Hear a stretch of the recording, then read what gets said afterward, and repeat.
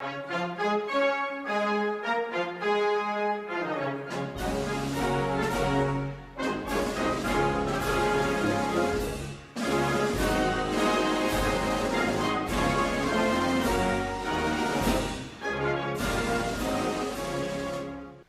chers compatriotes, sœurs togolaises et frères togolais, courageux, militants et glorieux martyrs, vivants et morts, chers amis du Togo, fraternel salut, paix et amour, mesdames, messieurs, j'entends une immense clameur qui monte des entrailles de notre patrie bien-aimée. J'entends le tambour des âmes de nos ancêtres qui nous protègent dans la lumière solaire. Sur le Togo se lève une aube nouvelle. Êtes-vous prêts à arracher notre victoire? Êtes-vous prêts à faire peuple ensemble sur les sentiers de la gloire? Êtes-vous prêts à construire un Togo nouveau, fraternel, fier pour l'émergence glorieuse du Togo hors de l'humanité? Alors, tous ensemble, en avant, en avant, en avant toujours pour les moissons de demain et les combats du futur. Reprenons avec force notre credo. Transition, constituante, refondation. Vive le Togo libre. Le 22 février 2020, vous avez magnifiquement répondu à l'appel de la patrie, lancé par le patriarche de la nation, Monseigneur Philippe Fanoko Bodjoro, dans le recueillement et la prière.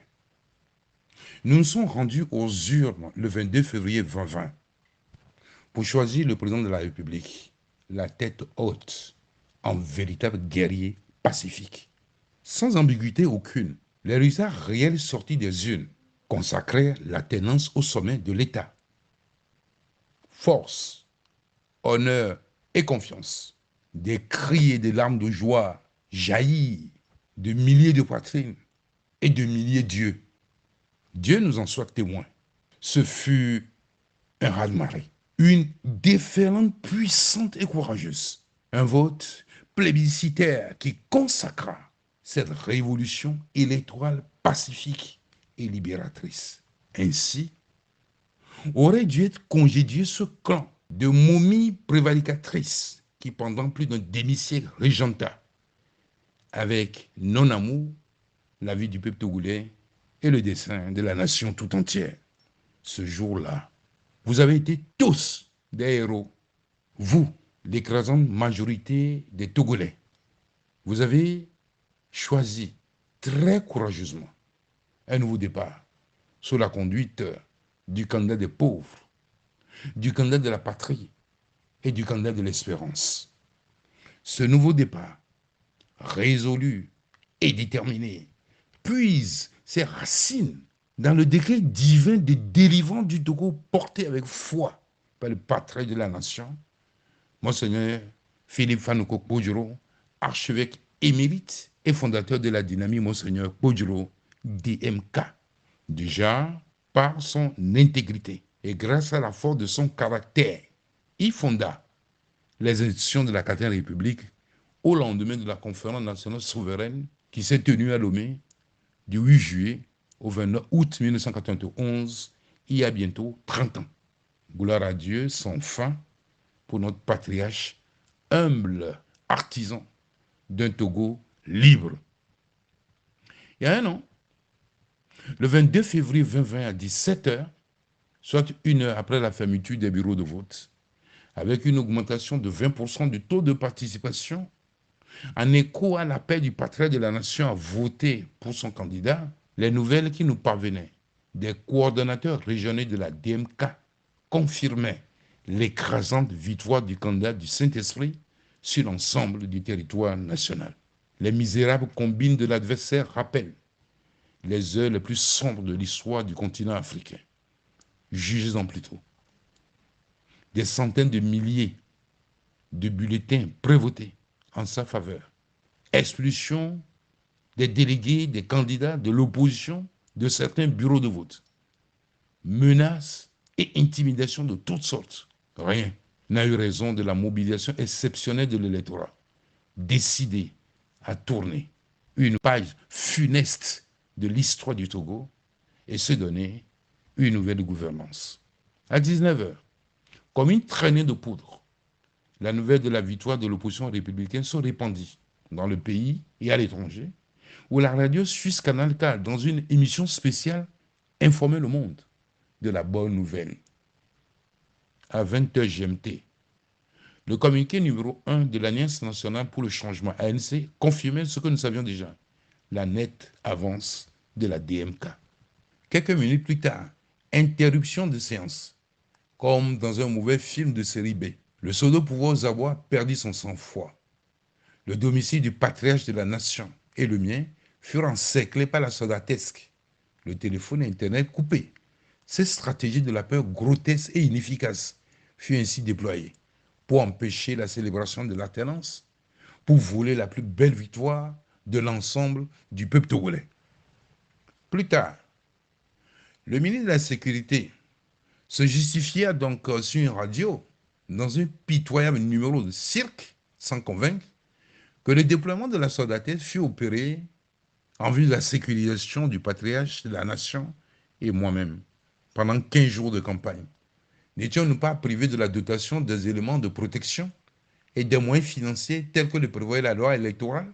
Ainsi, une génération après la conférence nationale souveraine, l'histoire se répète avec la remise en cause du changement.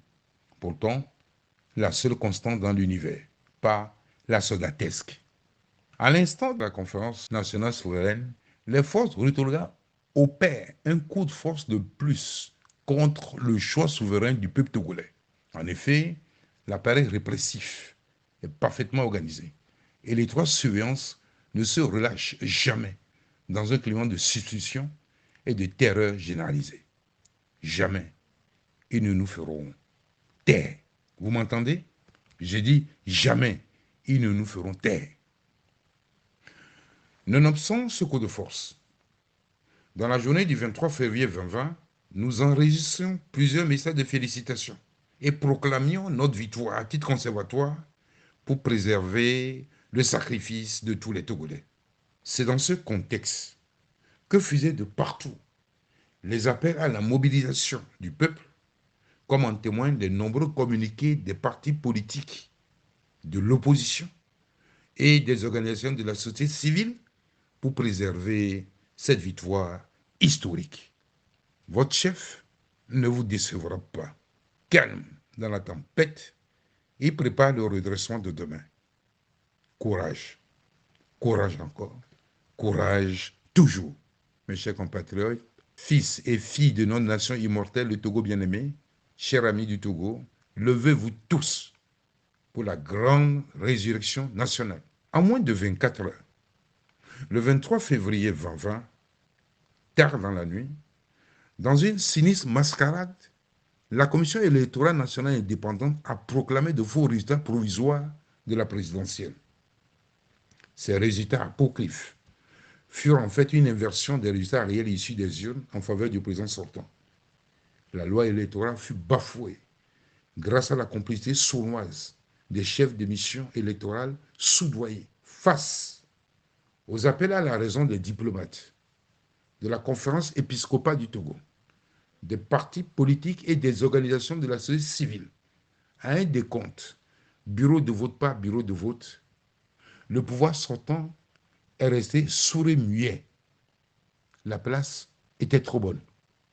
Pire encore, il s'est donné le luxe de couvrir sa forfaiture électorale par de faux messages de félicitations de la France, de l'Allemagne, de l'Union européenne, diffusés à profusion sur Radio France Internationale RFI pour berner une population pas dupe. Le peuple togolais a compris. Personne n'a peur.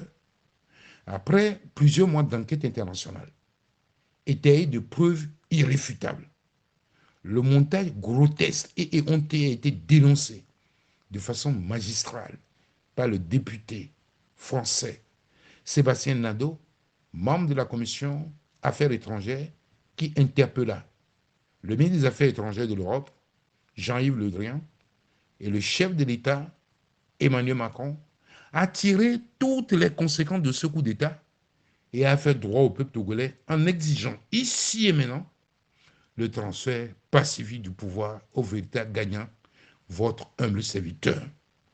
Soulignons que la production de ces faux messages de félicitations, ainsi que le viol des sceaux de la République des pays victimes de ce abus est passible du pénal dans la juridiction des pays concernés.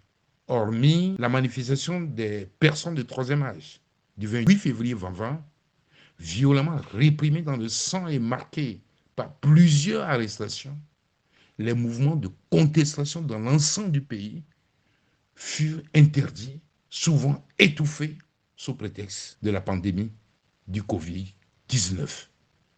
Que croyez-vous qu'il arriva alors? On voulut me faire taire par tous les moyens légaux et illégaux. D'abord, la méthode douce. Pour la reconnaissance de la victoire du sortant, on me fit à 3 reprises des propositions alléchantes et pathétiques. Puis la méthode violente. Ainsi, le contentieux post-électoral fut criminalisé sur la base de motifs fallacieux. Mais ma propre vie n'a aucune importance. Elle est tout entière donnée à la patrie. Avec vous, par vous, et en vous, peuple souverain et maître de l'histoire. Pourquoi tant de violence? Pourquoi tant de sang et de larmes pour un simple scrutin présidentiel? Inclinons-nous devant les martyrs. Implorons la miséricorde de Dieu sur les victimes héroïques et sur les bourreaux aveuglés. Inclinons-nous ensemble à la mémoire de toutes les victimes. Un jour, leurs noms seront en lettres d'or sur nos monuments.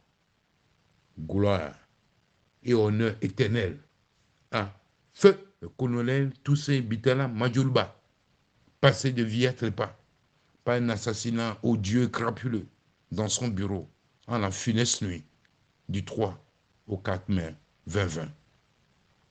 La Cour constitutionnelle est inféodée au régime. Elle est complice du parjure devant Dieu et devant le peuple togolais. Au terme de motivations improbables, les résultats officiels furent proclamés dans un salmigondi de chiffres où l'incohérent le disputait à l'improbable. Chacun sait que le ridicule ne tue plus au Togo. L'histoire jugera. Rendons hommage à la résistance passive et courageuse de quelques hauts magistrats intègres qui n'ont pas voulu se prêter à ces manœuvres. Heureusement, la haute cour compte encore des esprits brillants, honnêtes et fiers. Dieu seul sait jusqu'à quand persistera chez nombre de victimes de cette cabale électorale le traumatisme de la violence d'État subie.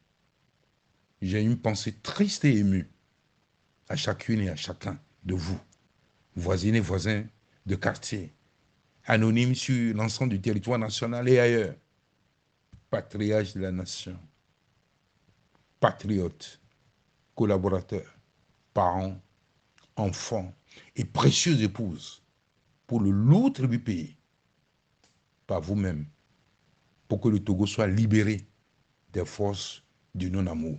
Le sacrifice de tous est agréé de Dieu. Les yeux de nos martyrs verront la glorieuse beauté de la libération nationale du Togo bénie et voulue par Dieu Tout-Puissant. Un jour, je les reverrai là-haut.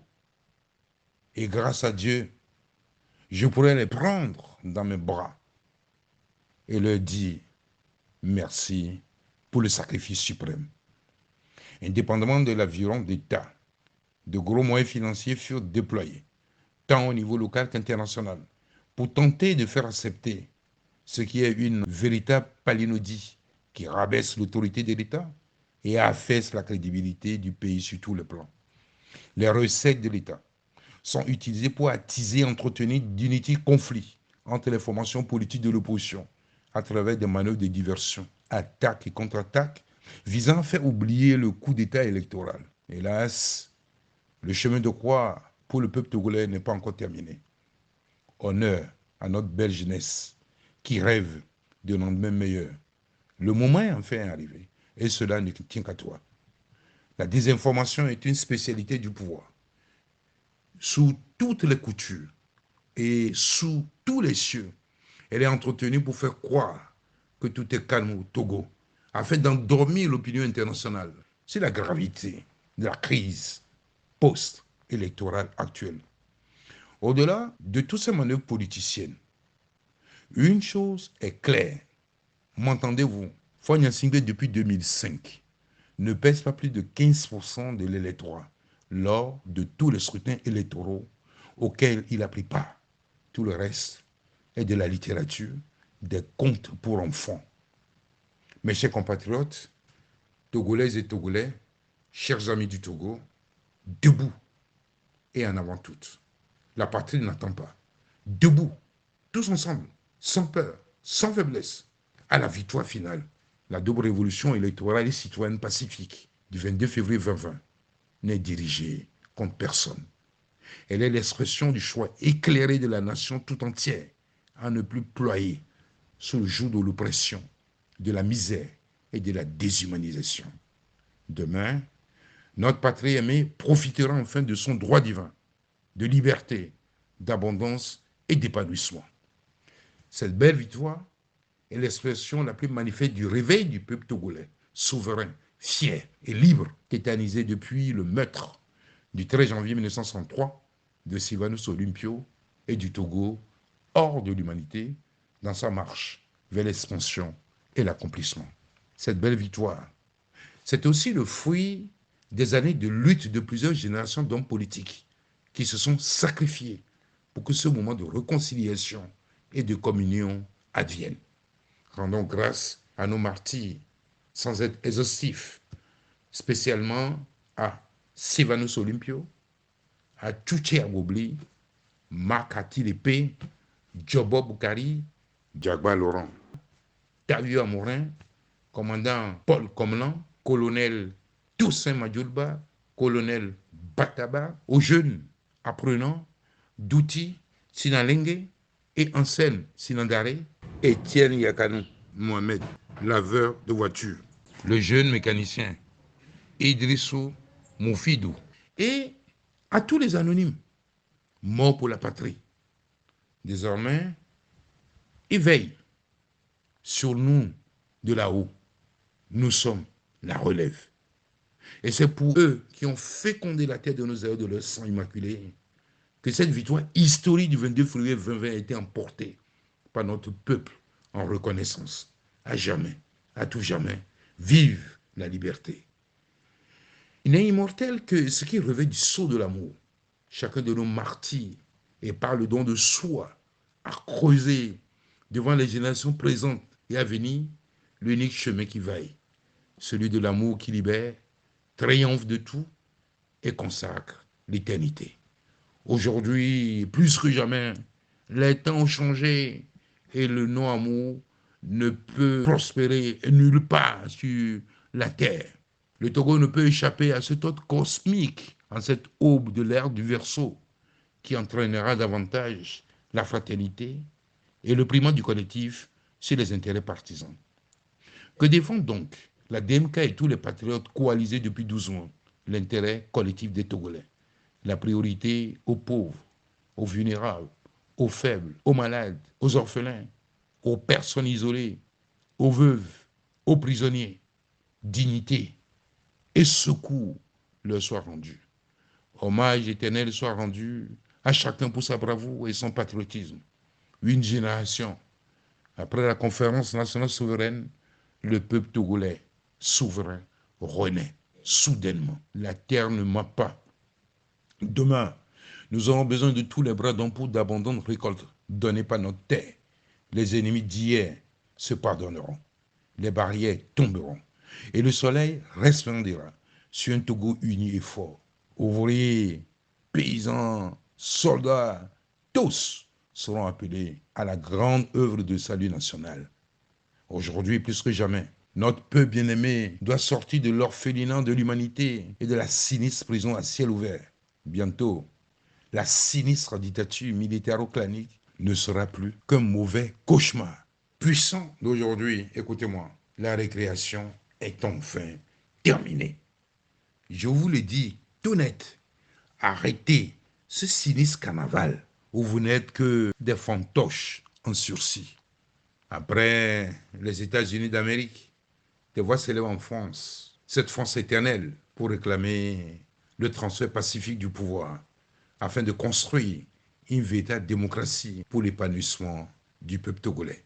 Nous travaillons ardemment dans cette perspective et je puis vous assurer qu'une synergie des dynamiques endogènes et exogènes rassemblant de hautes personnalités étrangères comme Cellou Dalein Diallo, Martin Fayulu, Sébastien Nadeau se met en place et va se renforcer pour porter davantage notre noble combat de libération et d'épanouissement des peuples pour la construction d'un monde meilleur. Je m'engage plus que jamais à une gouvernance éthique et vertueuse structurée par le triptyque transition, constituante, refondation de l'État togolais.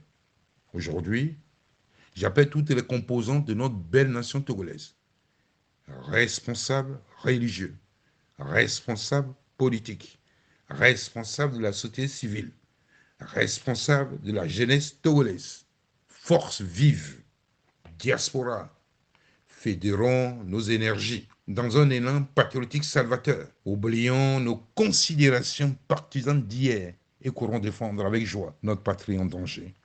Ainsi, nous gagnerons le transfert pacifique du pouvoir. Demain, nous voulons une société de pardon, de paix, de justice et de prospérité partagée pour tous et avec tous. Merci d'avance. Merci encore. Merci à tous, à tout jamais, et que triomphe uniquement et seulement l'amour. La nuit est longue, mais le jour est arrivé. Ce qui s'en vient est merveilleux. Et seront tous dans l'action de grâce à Dieu. Gloire, honneur et salut à tout bien-aimé. Dieu bénisse le Togo et tous ses enfants, notre Afrique et notre humanité entière. Tous debout, en avant, à la victoire finale. Vive la République, vive le Togo. La libération est notre gloire.